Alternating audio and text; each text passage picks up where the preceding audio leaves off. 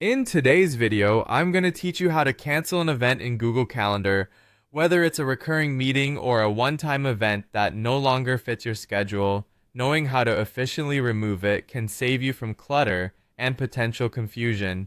Join me as I guide you through this simple process step by step.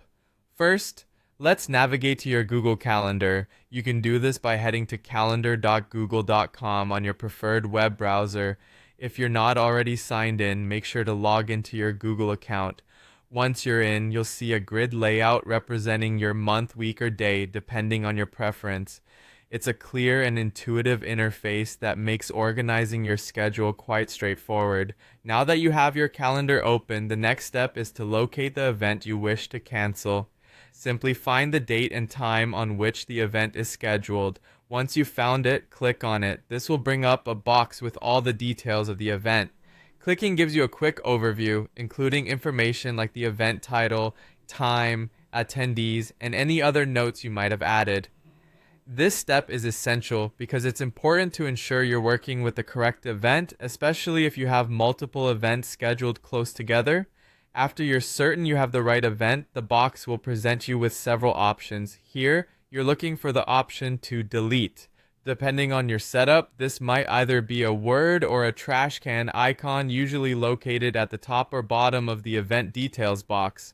Clicking this will prompt Google Calendar to ask you to confirm your decision to delete the event. This is Google's way of making sure you don't accidentally remove something unintentionally. When you click delete, you may have additional options if your event is part of a recurring series.